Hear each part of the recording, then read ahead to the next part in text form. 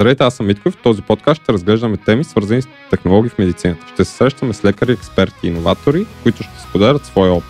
Присъединете се към нас, за да разберете как иновациите в медицината ще помогнат на всички нас.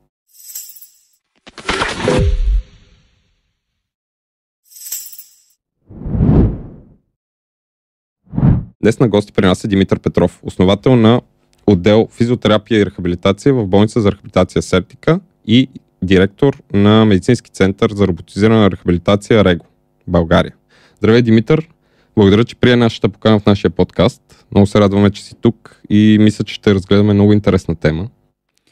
Здравей, радвам се, че съм гост тук и имам възможността да поговорим малко по-специфично във връзка с рехабилитацията в България и малко по-насочено към роботизираната рехабилитация. Центърът ни за роботизирана рехабилитация РЕГО е първият и единствен център за роботизирана рехабилитация, който събира в себе си най-високотехнологичната апаратура в световен мащаб и съответно нашите специалисти са обучени, сертифицирани и умеят да работят с тази апаратура. Супер! Искам да ми разкажеш малко повече как дойде идеята за самия медицински център РЕГО, нали, роботизираната рехабилитация, откъде започна всичко и какво изобщо да обясним на нашите зрители какво означава роботизирана рехабилитация?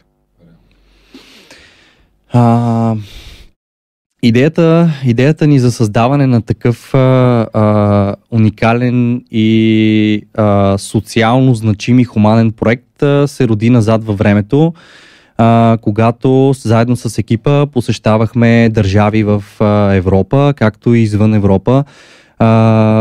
Съответно обучения, големи медицински изложения в Европа. Имали сме множество срещи с колеги от други големи болници за рехабилитация, дори извън Европа. Провеждали сме такива обучения заедно с нашия екип. Видяли сме, че има осезаема нужда наистина пациентите в България или по-точно казано хората с увреждания да достъпят до такава важна за тях грижа и по този начин нашата идея стигна до там, че нуждата и липсата на такъв център в страната породи идеята, че е време ние да дадем тласък на рехабилитационните дейности в страната и затова предприехме една стъпка в имплементирането на първият екзоскелет в България, който се случи през 2019 година. Тоест, нашият опит е, бих казал, доста сериозен в роботизираната рехабилитация. Нали, повече от 5 години работим. Били сме на обучение в Япония, в Турция, както и в нали, други европейски нали, държави. И по този начин се роди тази идея и реално ние успяхме да съчетаем, т.е. ние видяхме ползите от тази апаратура и предприехме стъпка да разширим гамата от уреди, за да можем да предложим максимално нали, комплексна услуга за хората с увреждания и съответно вече да сложим край на неудобството на пациента или на хората с увреждания да пътуват до друга държава, да имат допълнителни разходи, които са свързани с транспорт, с превод, с трансферите от летищата до хотела, до болницата и реално това излиза много по-скъпо да отидеш на такава терапия в чужбина, отколкото в собствената си страна, в която вече ние имаме утвърден стандарт на работа и съответно самият център РЕГО е концепция, не е само един център. Това е концепция, която съчетава роботизирана апаратура заедно с конвенционално международно утвърдени методики на работа в неврорехабилитацията.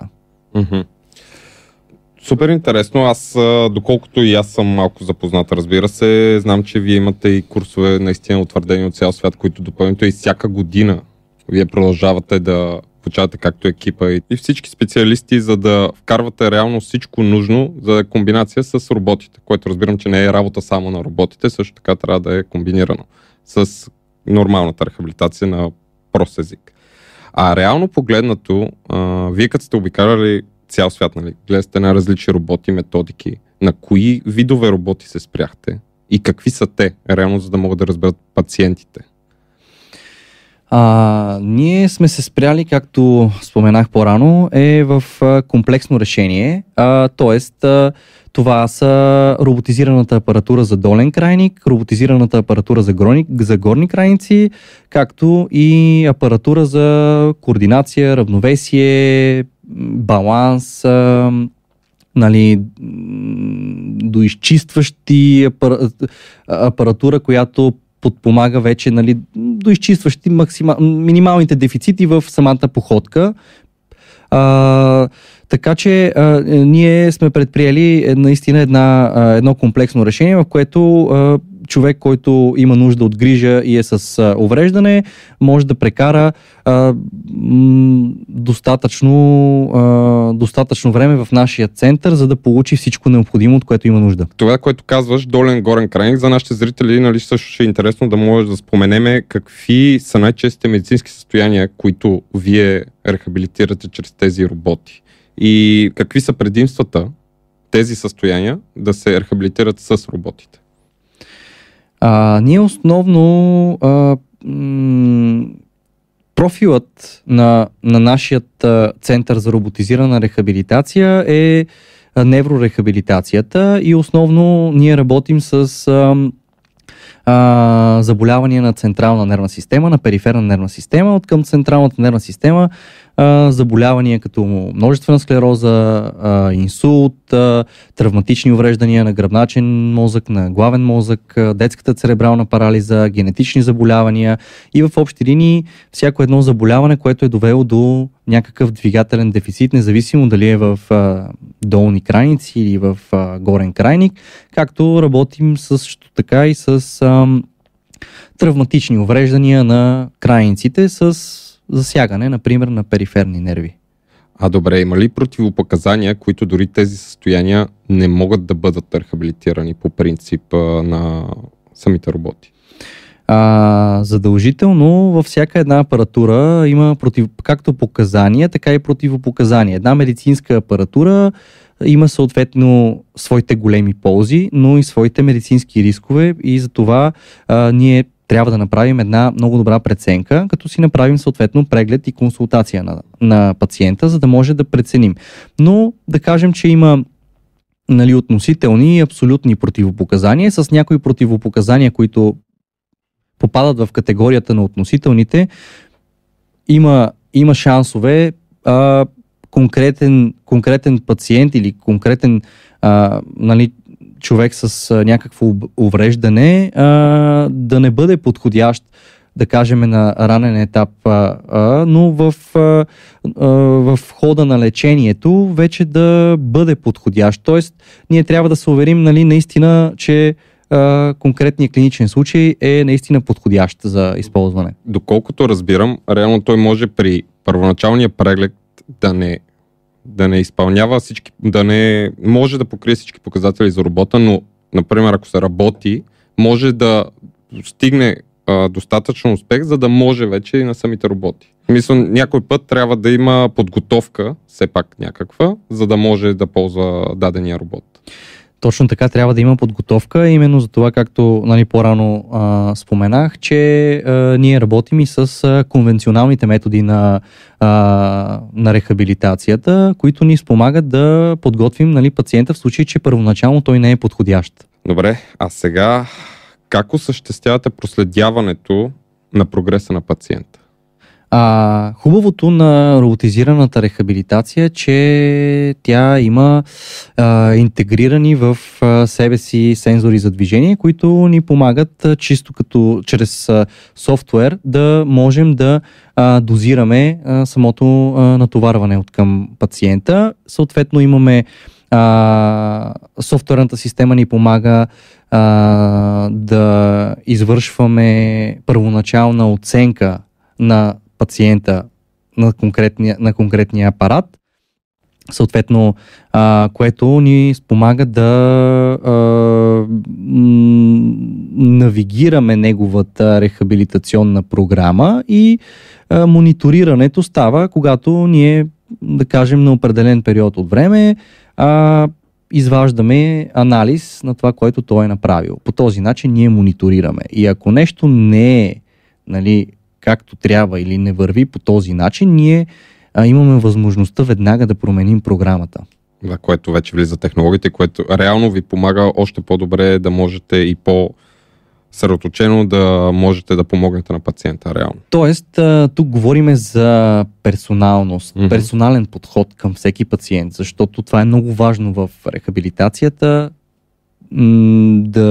да избягаме от шаблона, а да бъдем повече персонализирани към конкретните нужди на един човек, който има увреждане, за да можем да му помогнем максимално. Също така, друг въпрос, който ми изникна. Вие пациенти, освен на какви възрасти реално пациенти вие приемате? Само пълнолетни или... Ние работим в центъра с деца и с възрастни. Съответно, апаратурата за роботизирана рехабилитация има една определена възраст, която нали, можем да поемем клиничния случай, но ние реално, пак казвам, че задължителна е консултацията да бъде направена, за да се прецени точно. Казвам го пак, защото понякога може да има някакво несъответствие от към нали, биологичната и календарната възраст, което това нещо ние може да го осъществим само след физически, когато се запознаем с състоянието, документите, направим си цялата функционална оценка и чак тогава ние може да кажем нали, да, може или не може. И съответно роботизираната рехабилитация е широко обхватна терапия. И деца, и възрастни. Доколкото разбирам, вие не сте ограничени само с възрастни. Може да работите и с деца. Можем да работим и с деца, да. Което е чудесно. Каква е препоръчителна продължителност на терапевтичните сесии? Разбирам, че сигурно на всеки робот е различно, но горе-долу. Сега, продължителността на една терапия, на една рехабилитация много зависи първо от рехабилитационния потенциал на пациента, от самото увреждане, тъй като заболяванията на централна нервна система по принцип са с по-сериозни последици и възстановяването трае значително по-дълго. Тоест ние нямаме мигновени резултати. Нали? Това трябва да бъде ясно. Резултати могат да бъдат постигани след упорита работа, системна. При някои клинични случаи работата е системна през цялата година. Има курсове, които се правят между 3, 6 или 8 месеца или в последствие се прави някаква пауза. След това отново нали, се прави консултация, контролна консултация, която определя различен подход в самата програма. И за това е трудно да се каже конкретен срок в една рехабилитационна програма. Именно заради тези факти, че последиците са нали, малко по-сериозни от към възстановяване и реално рехабилитационният потенциал, той може да зависи от общото състояние, от придружаващите заболявания, от степента на съдействие на клиничния случай с здравните специалисти. Нали, тук говорим за общо състояние, психическо състояние, физическо състояние, възрастови промени, въобще когнитивни дефицити. Гледаме много персонално всеки един клиничен случай, защото това е много важно. Нашата цел е наистина да помагаме на пациентите. И от тук ми идва въпроса, каква е нагласата на пациентите за цялото това нещо? Те какви очаквания имат към цялото това нещо? Защото предполагам, че има, които очакват като чуят роботизиране и не са запознати, разбира се, толкова, че от една-две терапии са готови. Каква е най-често нагласата при вас в центъра на пациентите, като дойдат? Нагласата се стремим да бъде реалистична. Това означава, че ние след като извършим цялата тази подготовка с оценка, запознаване с медицинска документация, след това ние сядаме заедно с пациента, говорим с него, обсъждаме с него и с неговите близки какви реални очаквания ние може да имаме и какво ние може да подобрим и какво не можем да подобрим, за да може, когато работим с него, наистина да имаме реални очаквания, които можем да постигнем във времето. Някои от нашите клинични случаи преди да дойдат при нас, имат очаквания, че всичко става мигновено, внезапно, аз сега тук идвам, правя го, след 3 дена тръгвам и всичко е както е било, но ние много държим точно на този разговор с близките, в който наистина уточняваме и на базата на тази функционална оценка изготвяме целият рехабилитационен план спрямо конкретния клиничен случай и наистина казваме какво реално можем наистина да подобрим, защото това е много важно за нас и връзката между специалистите, здравните специалисти и хората с увреждания и техните близки. Какъв е произхода на медицинската апаратура, роботите в медицинския център Рего? Произхода е от Австрия и Швейцария. От Австрия Tyromotion и Hokoma и Locomat Pro, които са швейцарската компания, производител на технологични решения в рехабилитацията. И в този ред на мисли наистина бих искал да ви поканя в центъра, за да видите цялата апаратура в действие, така да кажем, да поговорим малко повече за възможностите за използване на тази апаратура. Това е супер. Аз мисля, че и на зрителите, както и на нас, ще е доста интересно вече да видим и самите апаратури, защото едно е да говорим просто за най-различните апаратури, които реално не са ги видят, отколко да ги видят вече и на живо какво представляват. Това мисля, че ще е много интересно. Благодаря ти, Димитър, за този разговор. Пожелавам ви успех както на теб, така и на екипа ти от Рего и да продължавате да помагате на все повече хора. Благодаря и аз, че бях гост тук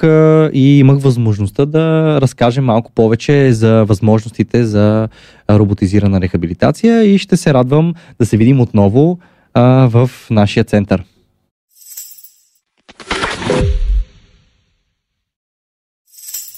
Надявам се, че сме били полезни. В описанието под видеото ще намерите линкове както за медицински център Рего, така и за нашите социални мрежи, където може да се информирате за бъдещи гости и кога ще излизат бъдещите епизоди на подкаста. Благодаря за вниманието.